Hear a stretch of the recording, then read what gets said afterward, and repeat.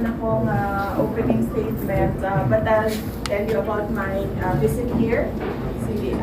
Una, nandito kami dahil sinuportahan namin yung medical mission ng mga ibang doctors galing sa Davao City. Meron silang medical mission para sa mga hair lip, mga bata na may hair lip at may cleft palate. So, pinuntahan namin kaninang umaga sila doon sa Adventist Medical Hospital. Yung isa kasi doon, isa sa mga patient, I have a personal relationship with him dahil una ko siyang nakita noong campaign noong 2022. Nag-motorcade kami and dala-dala siya ng nanay niya sa gilid, by the roadside, sa gilid ng daan. And nakita ko na meron siyang hair lip. So, kinuha namin yung detalye niya. Sabi namin na matutulungan namin siya. Kasi ginagawa namin yon sa Davao City. In fact, sa Davao City, mahirap na makahanap ng merong hair lip dahil maganda na yung access nila sa prenatal at madami ng mga naoperahan. So, nung tinanong ko yung doctor from Davao City kung paano tulungan si Ezekiel, his name, nirefer niya sa isang plastic surgeon dito sa Bacolod City. Pero kailangan niya ng follow-up na operation dahil kailangan isara yung kanyang palate.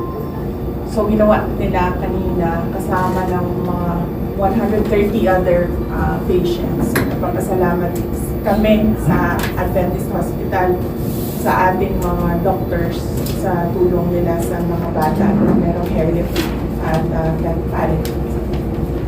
So yun yung una naming activity dito sa Bacolod, and ang sunod namin na activity is yung distribution ng mga negosyo tatay ng mga assistance. So meron tayong mga individual entrepreneurs, nakatanggap sila ng kanilang dagdag kapital. And then, yung isang grupo ng mga mushroom growers dito sa Bacolod City, nakatanggap din sila ng around 150,000 na additional capital para sa kanilang association. And then, nag-meeting din kami ng ating Bacolod Satellite Office Lead dahil meron na namang possible na eruption ang Mount Canlaon. So, tinanong ko sila kung ano yung preparations nila. Sabi naman ng ating Panay and Negros Island Satellite Office na once merong evacuation at ilagay sa Panay Stadium, nakahanda sila na magbigay ng support in terms of food and non-food relief and medical assistance doctors. So yun yung mga ginawa namin dito ngayon sa Bacolod. We will be Q&A portion. So first question is answer Hilda Bomborajo. In connection po sa tulong natin sa Mount Canlaon na affected ng eruption, can you elaborate po nung number ng tulong natin, ng tulong na ginawa natin po? Okay. I do not have the previous ma'am or yung hinahanda ngayon? Ngayon, and kasama na yun. Yes, I do not have the numbers right now, but as we speak, I'll have Dr. Sarong prepare the numbers so that pagkatapos ng press con, nandiyan na siya, yung data ko. So yung follow-up po, yung ating satellite office, patuloy ito na magpa-function. Sa ngayon, yes, patuloy siya na nagpa-function dahil meron naman kaming budget. So hanggang December 31, meron kaming budget for the entire year of calendar year of 2024.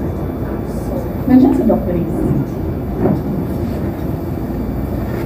Yung data lang ng assistance daw sa Canlaon. Yes, ma'am. Yung reviews and yung preparation. Thank you. So, like ma'am, after December, anong mangyayari sa satellite office? After December 31, well, sa ngayon, hindi namin masagot kung mag-operate pa ang satellite office by January 1 kasi hindi namin nakikita kung ano yung final budget ng Office of the Vice President dahil wala pa namang General Appropriations Act.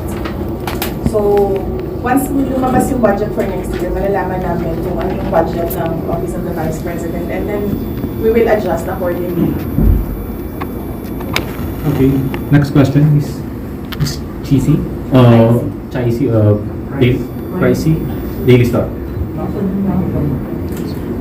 Would like to know how many beneficiaries have availed of your medical and burial assistance? Sorry, ma'am. How many beneficiaries have availed of your medical and burial assistance? Okay, for the entire calendar year of from January 1 to date, ma'am, no? Doc Chris, yung number ng beneficiaries ng medical assistance is 45,200. Ano yung 3,000? Burial. For burial assistance is 3,842. How many satellite offices do you have in the entire country? We have 10, ma'am. We have one in Tagupan, one in Isabela City, Kawayan City, Isabela, province of Isabela. One in Bacolod, one in Bacolod for Panay and Negros Island, one in Cebu for Cebu, Bohol, Siquijor, one in Tacloban for Leyte Samar, one in Barm for Barm, one in Zamboanga City for Western Mindanao, one in Davao City for Southern Mindanao and Northern Mindanao, and one in Caraga. About the budget, Oh, sorry, ma'am. We have one as well in Legazpi City for Bicol. about the bus free ride, how many? Sa free rides natin, ma'am, yung libreng sakay natin, we have one bus in Cebu, one bus in Davao, and 4 buses in the National Capital Region. Okay, so Will be affected also? Likely, ma'am, if there will be budget cuts, the operations of the libreng sakay will likely be affected, but we can adjust. Sanay naman ako sa adjustments ng when I was mayor of Davao City. Lagi namang limitado talaga yung budget. So sanay naman kami spread out ng resources to ensure that meron pa ring mga projects na nagagawa. Thank you, ma'am. okay, so any more questions regarding the project of the OVP here in Region 6? Okay, so we move on. Mr. Ambo, Lilan. Ay, Mr. Adrian pa ito? Cherry. Yes, sir. Hi ma'am, good afternoon. Asking for, on behalf of 24 Oras team, we wanted to get your reaction regarding dun sa pagkakadetain ng 4 of the Office of the Vice President staff. They are currently being detained at the House right now. Sandali lang. Na-detain ko yung nandoon. Site for Cited for example. Yeah. Yes, meron kaming staff na nandoon ngayon sa hearing. Si Roslyn Sanchez, si Kelvin Tenido, si Edeline Rabango, and si Kelvin Tenido. Sino isa? Villa del Rey. Si Julieta Villa del Rey. Matan sila ng hearing.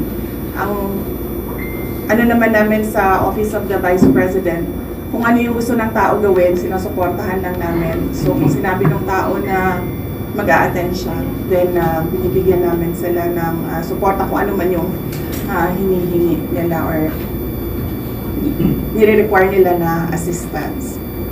And then doon sa mga hindi naka-attend, merong mga napatawag doon na hindi naka-attend dahil sa activities ng OVP anniversary. Ang anniversary ng OVP is on November 15, 89 years. Tama ba ko? Doc Chris. Ilang years ang OVP? 89 ba? 90 next year. 89 years ang OVP this year. November 15 ang anniversary namin. So marami sa mga personnel na galing sa central office nagpunta sa mga satellite offices dahil lahat ng satellite offices meron silang Thanksgiving, iba't ibang activities ng Thanksgiving. In fact, for Panay and Negros Island, nakaset na kami sa November 17 na Thanksgiving. It will be in Aklan and Boracay. If you follow up lang after what happened sa apat na OVP staff ninyo po, will you be attending the Quadcom hearing come November 15? I've not received a Quadcom invitation. Follow up po, kinu-question sa mga di umano ay irregularities sa mga acknowledgement receipts AR po na di umano ay bogus at spurious to quote. Mayroon doon kasi magkakaibang permapet sa pero tila iisang ginamit na ballpen. May mga pinakita pa po si Representative Acop na isang permang ink na pen na ginamit ay pareho sa ink na ginamit ni Asek Ortonio. What's your take on that, baby? Siguro, well, my take on that is purely paninira. Kasi wala namang ganyan na mga lumalabas sa audit observation memorandum na nakakuha namin sa COA. And siguro ang tamang venue kung saan kami sumagot para sa audit, hindi man lang sa confidential funds but sa lahat ng audit na ginagawa sa aming opisina sa Office of the Vice President is in the Commission on Audit. So, as we said from the start, we have been fully cooperating with all the AOMs. We have been answering all the questions of the auditors in COA. Last na lang po, medyo cold na daw po yung relationship niyo with Senator Ivy, who is your friend. Hindi ko sinabi cold yung relationship namin. Sinabi ko lang, nung minessage ko siya, cold yung kanyang reply. But sinabi naman niya sa akin na hindi daw siya cold. And then wala naman kami problema. We regularly exchange messages. Thank you, Adrian. Next question, Sir Ambo. Vice, Panay good News. afternoon. How many staff ng OVP sa sampung direct office will be affected just in case of the budget cut? Actually, sir, napag-usapan na namin yan, pero nakalimutan ko yung numbers. But around, ayaw ko magbigay ng number kasi, nakalimutan ko yung number, sir. But napag-usapan na namin yan kung meron bang mga personnel ng OVP na matatanggal, kung merong budget cut. And yes, nung in-examine namin pa isa-isa by line item kung ano yung affected doon sa ginawa na OVP budget sa General Appropriations Bill, nakita namin na ubus lahat ng COSP namin or contractuals. So how about how many Filipinos will be affected na naghihingi ng tulong sa Office of the President just in case of the budget cut? Office of the Vice President, sir. Hindi pa po ako President, sir. Office of the Vice President, sorry. Papunta pa tayo doon. Joke lang. I'm sorry. Sorry, I do not have the numbers, but Doc Chris will prepare the, The entire. yes. Pilipinas. Yes, we can have yung July 1 natin na, parang report. Do we have it? Do you have a copy? Sir Chris? Yung July 1 report natin to the people.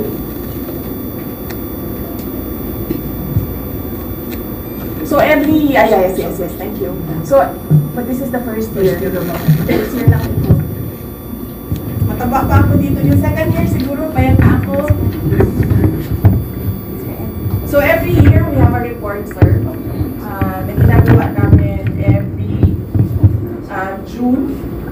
So this is our first year. We can give you a copy of this.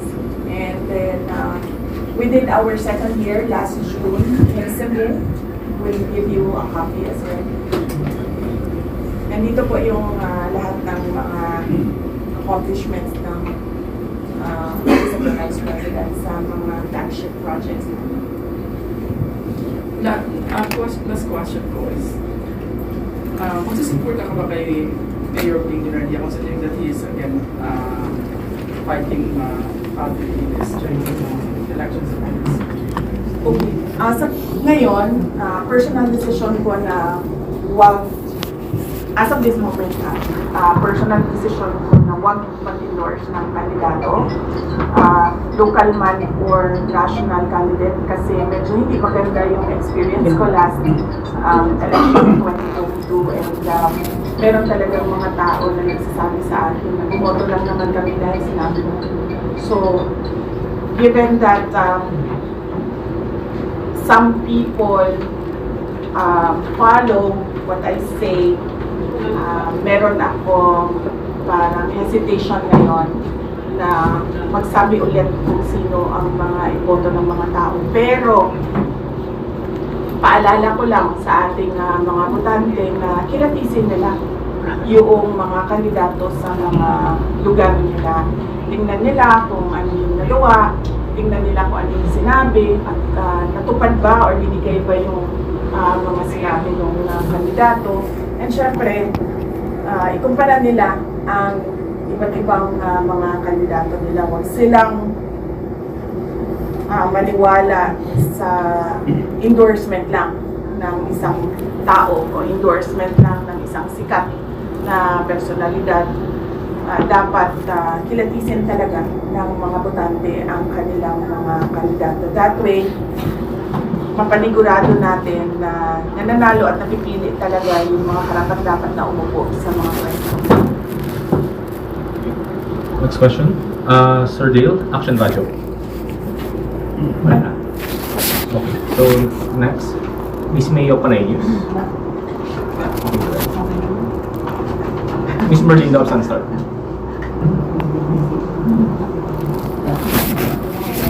Okay na? Pwede ba? Yes, sir. Follow. Sana tayo makita, wala pa kayong tanong. Miss Carla. I have a question. Apat mo na staff, they were cited for them.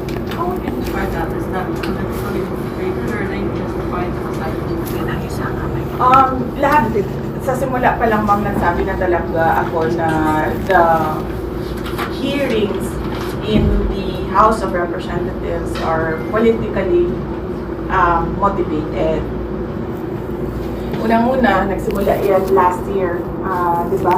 Kung maalala ninyo, nagsimula talaga yan last year sa confidential funds. May meeting na nangyari with the Makabayan Block, and hindi naman tinago yun. Pinost naman sa social media, Makabayan Block and Speaker Martin Romualdez. Then they started attacking the budget of the Office of the Vice President.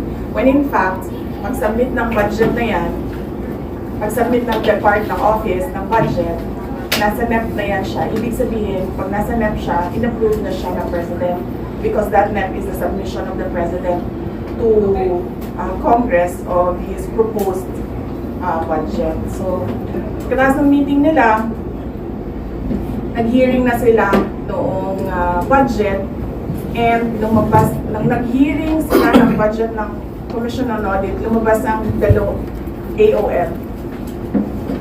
Audit Observation Memorandum ng COA. In a span of 4 days, lumabas yung kasunod na AOM. So para bang para bang meron silang collusion noon na dito natin aatakihin, ito yung gagawin natin. So lumabas nga yung AOM, sinagot naman namin yung mga AOM because we fully respect the mandate of COA to audit funds, no? So sinagot namin, tapos ang sumunod nun ay nasagot namin. Nagkaroon kami ng notice of suspension. Doon sa notice of suspension, sinagot din namin sa COA, and then nagkaroon kami ng portion ng notice of disallowance. Now ngayon, pagdating sa notice of disallowance, meron kami 6 months to appeal. So ibig sabihin doon, hindi pa tapos yung audit. Tapos, noong budget hearing na for calendar year 2025, nakita ninyo, ako na lang yung mag-isa na pumunta doon. Kasi sinabihan na ako ng mga kaibigan ko sa loob ng House of Representatives na walang budget hearing na mangyayari. Ang gagawin lang nila is aatakihin ka nila sa confidential funds. So, ang ginawa namin, binitawan namin yung budget namin. Sinabi namin sa Congress, since you have the power of the purse, then you can do whatever you want with the budget. Kung gusto niyo bawasan, go ahead. Kung gusto niyo dagdagan, go ahead. Bahala kayo. Anyway, makakatrabaho pa naman kami. Kung ano yung maiwan, yun yung gagamitin namin para magtrabaho. So, yun. So, they started attacking me in the budget hearing. Hindi nila magawa. Kasi nga, binitawan na namin yung budget. Sinabi namin sa inyo na yan. Ang ginawa nila, what they cannot do in the budget hearing, they created a privilege speech ko noon, questioning yung mga ginagawa na projects ng Office of the Vice President, and then they referred it to the committee. And then the committee, did the hearings doon sa privilege speech ni Congressman Valeriano, was it? So, ngayon, pagdating naman doon, kung makikita mo, wala namang naka-mention na confidential funds sa privilege speech ni Valeriano, pero lahat ng tanong nila doon sa hearing nila ay patungkol sa confidential funds. So, noong una, pumunta ako doon, sinabi ko sa kanila na ang ginagawa ninyo ay fault finding. Naghahanap kayo ng mali kasi wala kayong makita, naghahanap kayo ng mali para makapaggawa kayo ng impeachment. Sinasabi nila, oh, siya lang naman nagsasabi ng impeachment, di mo kami nagsasabi. Hindi. As early as November last year, nag-announce na si Franz Castro, nagsabi na siya na we are talking about impeachment. Ang problema sa kanila kasi wala talaga silang evidence of wrongdoing. That is why pinipilit talaga nila na maghanap ng katiwalian, kumbaga, dyan sa mga hearings nila na hanggang ngayon, hindi pa rin nila nakukuha. Sinisira lang nila ng sinisira yung institution, yung integrity ng dignity ng institution ng Office of the Vice President, and of course, yung mga pangalan ng mga ordinary employees. Doon masakit ang loob ko. Kasi mga ordinary employees lang ito sila. I mean, sa akin, wala namang problema na sirain yung ang pangalan ko. Kasi nung pumasok ako sa politika, expected naman na talaga yun na, diba? Sa politika, siraan talaga yon. Sisirain mo ang kalaban mo para magmukha kang malinis, magmukha kang mabait. Ganun ang usual na strategy ng mga politicians. So, walang problema sa akin. Ang problema ko, at yun yung kinakasama talaga ng loob ko, ay nadadamay yung mga tao na wala namang ginawa kundi nagtrabaho lang doon sa Office of the Vice President. So, yes, it's politically motivated, ma'am. Kasi,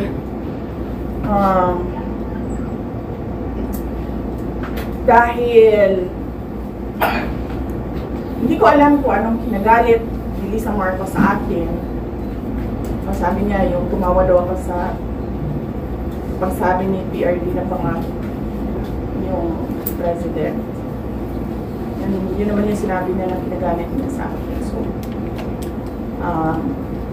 wala na tayong magawa niyan. That's her personal take and personal feelings. And then si Martin, alam ko si Martin, he really wants to run for president. And if he cannot make it through a popular vote, he'll just do the charter change and run as Prime Minister. Next. Expression na ng paghinayang namin dahil ang office niyo po dito at yung programa namin sa SFM, Servisyong Katropa, ay may establish ng partnership na talaga na may referrals kami ng mga pasyente, dinadala dito ka Dr. Chris, tapos nirespondihan. Sayang naman yung umpisahan namin partnership na mag-approach yung office dito. Yes, kahit man ako, nasasayangan din ako sa effort nila Doc Chris at lahat ng mga satellite offices sa iba't ibang lugar Dahil hindi naman ito sila kasi mga politiko eh. Karamihan sa kanila, mga ano lang talaga, mga Pilipino na gusto lang talaga tumulong at magtrabaho at magserbisyo sa taong bayan. Nasasayangan din ako at saka nakita ko kasi sa Davao City nung mayor ako na kailangan talaga ng iba't ibang satellite offices. Actually, ang tawag namin sa Davao City, district offices. Divided into 11 districts ang Davao City. One district office per district. Political district, we call it. Nakikita ko kasi madami talagang mga tao na pag hindi malapit yung access nila sa government services, wala na rin sila talagang initiative na pumunta kung nasaan yung sentro. So, yes, nasasayangan din kami. Pero tingnan natin, sir, kung ano yung kalabasan na budget ng Office of the Vice President, and then we'll work around it and see what projects we still can do by January 2025. Next, from the Daily Guardian. From the Guardian, the Vice President. From the way things are, it is quite obvious that you are object of demolition and being discredited because of the 2028 elections. My question is, are you eyeing the presidency in 2020? Wala pa yan sa mga plano ko, ma'am. I was asked kung tatakbo ba ako sa 2028 and then I answered doon sa mga kasamahan natin sa media sa National Capital Region. December 2026 will be the best time to decide kung tatakbo sa 2028. There's a follow-up from the OVP media. Ang sabi po ni Deputy Speaker Suarez, bakit daw pare-parehas yung mga travel order na bakit pare-pareho na may travel order lahat ng mga officials ng OVP na sinusubpina on the day of the hearing? Ang accusation niya daw, merong malicious intent na issue ng travel order. That is not true. In-explain ko na kanina, no? Walang mali siya yan. Meron kaming OVP anniversary sa November, 89th anniversary sa November 15. Lahat kami, tulad kami ni JC, nandito kami ngayon to discuss OVP anniversary for Panay and Negros Island. So, merong isa pumunta ng Cebu at merong isa his trip was not for a anniversary. Ang trip niya is to Caraga, preparing for possible typhoon sa December. Kasi usually Mindanao, December yung bagyo sa Mindanao. Experience namin doon. Even nung mayor ako, nakadalawang bagyo ako, December lagi ang Mindanao na bagyo. And then, the other two, yes, Thanksgiving ang kanila, yung isa Bukidnon ang area. So, kahit ako man, wala din ako sa central office for after November 16 kasi tuloy-tuloy na yung mga Thanksgiving activities ng iba't ibang satellite offices. Busy ang Office of the Vice President ngayon kasi from our 89th anniversary, November 15, meron na kaming year-end celebration on November 29. So, pinasok namin lahat ng schedule between November 15 and November 29. And then, ang maiwan na lang for December are the Christmas gift giving doon sa Luzon, sa NCR. Yeah. Madam Vice President, your father was called who has said na he's asking you to get out of politics. So, it's your concern. Oo. Pagkatapos niya ako sinabi na tumakbo ako mayor, tumakbo ako vice mayor, sabihan niya ako na, darating tayo doon, ma'am. Darating din tayo doon na hindi na ako sasali sa politics. Ako man, gusto ko din. Ang problema ko is that I need to answer to 32.2 million Filipinos na who gave their trust and confidence for me to become the Vice President of everyone, hindi lang 32.2 million. Darating din tayo doon na hindi na ako sasali sa politika. But buhay kasi natin, hindi natin alam kung anong mangyayari bukas. We can only plan. But it's always God's purpose that shall prevail. So, plano lang tayo ng plano, ma'am. Pero magtiwala din tayo sa Diyos. So, follow up kay Ms. Congratulations. Ma'am, yung speaking of former President Duterte, yung reaction po ninyo or yung, yes, your take po ninyo na nag-review siya sa pag-attend ng hearing na pinatawag sa kanya. Sa kwan ko, ano? Well, that is his prerogative. Hindi ko alam kung bakit hindi siya umattend sa invitation ng hearing ng quad ko. But kung ano yung desisyon niya, tulad nung sinabi ko kanina, kung ano yung desisyon ng mga OVP personnel, doon lang din ako susuporta. Mahirap kasi sabihan ng tao, umattend ka or huwag ka umattend. Kasi siya yung uupo dun siya yung sasagot dun. Hindi naman ako, hindi naman ibang tao. So, kung ano yung desisyon nila, suportahan ko lang. Pero last na lang po ma'am sa question kanina na Adrian na wala pa kayong invitation come November 15. So ma'am, given na may invitation, mag-attend po kayo ulit? Sa quad ko, hindi na siguro. Hindi, ito ba yung Save the Queen?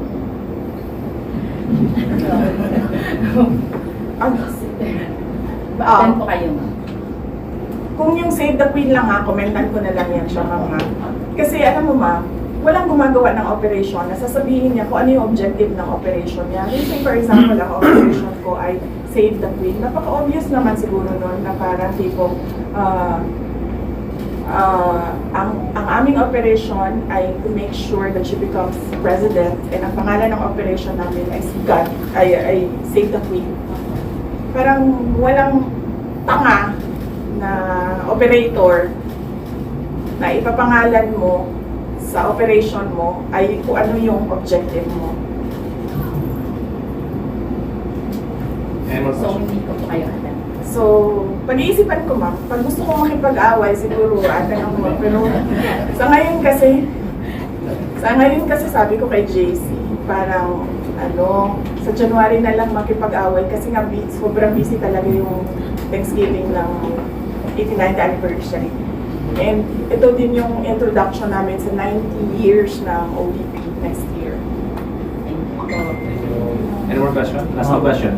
Follow up, may replacement na ba kay Attorney Powa after his resignation as your official spokesperson? Wala pa, sir. Sa ngayon, wala pa kaming replacement for the Office of the Vice President spokesperson.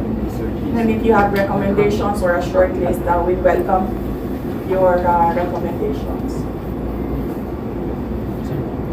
Last question. May tanong? Recommendation daw, ma'am. But no, napakahalaga ng Panay and Negros Island satellite office namin. Last question. Ma'am, I got a fair one. What can you say about the ACT party list and other party lists identified during former President Rodrigo Duterte time as friends that are still running po? Sorry. What can you say about the ACT party list and the other identified party lists that are from the Duterte's administration that are still running? Makabayan Black and the ACT party list. ACT teachers. Yes, Yes. Well, sa mga botante, pag-isipan ninyo kung susuportahan nyo yung ACT party list kasi kahit na convicted na sa child abuse yung kanilang nominee ay hindi pa rin nila pinapalitan. So, hindi ko alam.